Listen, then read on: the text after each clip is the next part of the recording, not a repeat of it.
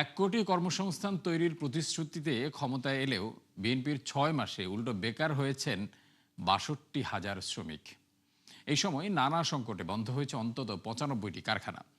Media ব্রিফিংয়ে এমন তথ্য তুলে ধরে গবেষণা সংস্থা সিপিডি বলা হয়, জ্বালানির সমস্যা সরকারকে আরও বেশি বেকায়দায় ফেলেছে।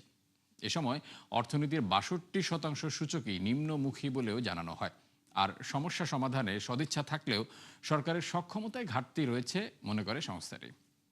রাকিব আল জাবেদের রিপোর্ট। তারেক রহমান সশস্ত্র চিত্রে শপথ করিতেছি যে ক্ষমতা গ্রহণের পর থেকেই একের পর এক সংকট মোকাবেলা করতে হচ্ছে বিএনপি সরকারকে। তাই গেল ৬ মাসে কাজ এগুতে পারেনি পরিকল্পনা অনুযায়ী। নির্বাচনী ইশতেহারে ১৮ মাসে ১.৫ কোটি কর্মসংস্থানের প্রতিশ্রুতি দিলেও উল্টো এই সময়ে কাজ হারিয়েছেন অনেকে, বন্ধ হয়েছে বহু কারখানা। সিপিডি আয়োজিত এই সংলাপে উঠে এসেছে সেই আলোচনা। সংস্থাটির সম্মাননীয় ফেলো ডক্টর দেবপ্রিয় বলেন, গেল ৬ মাসে কেবল সাভার, আশুলিয়া, নারায়ণগঞ্জ, নরসিংদীতে বন্ধ হয়েছে ৯৫টি কারখানা, বেকার হয়েছেন ৬২,০০০ মানুষ। জানান, সংকট সমাধানে সরকারের সদিচ্ছা থাকলেও ঘাটতি রয়েছে সক্ষমতার। ৯৫টি কারখানা বন্ধ হয়েছে। বিশেষ করে আমাদের এইটা হলো গাজীপুর, সাভার, আশুলিয়া, নারায়ণগঞ্জ, নরসিংদী এলাকাতে, এবং প্রায় ৬২,০০০ মানুষ কাজ হারিয়েছে বলে আমাদের হিসাব।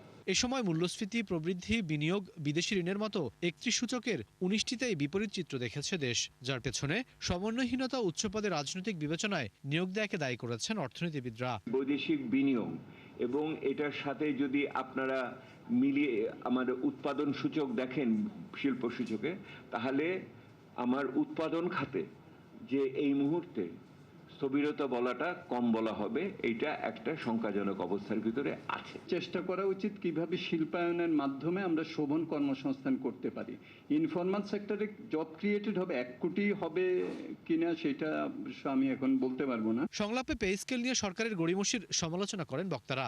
জানান, আগামীতে বাড়তি দুশ্চিন্তা যোগ করবে ভর্তুকি ও বিদেশি ঋণের চাপ। এ সময় মূল্যস্ফীতির উপাত্তের সাথে বাস্তবতার মিল না থাকার সমালোচনা করেন ডক্টর দেবপ্রিয়।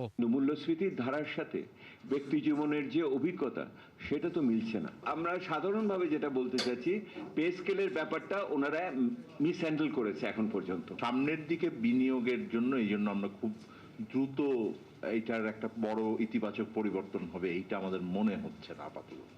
সুতরাং গত যেইটুক গ্রোথ হয়েছে, আমরা একটা ব্যাখ্যায় লিখেছি যে এটার কারণ হলো বেঞ্চমার্কটা খুবই লো ছিল।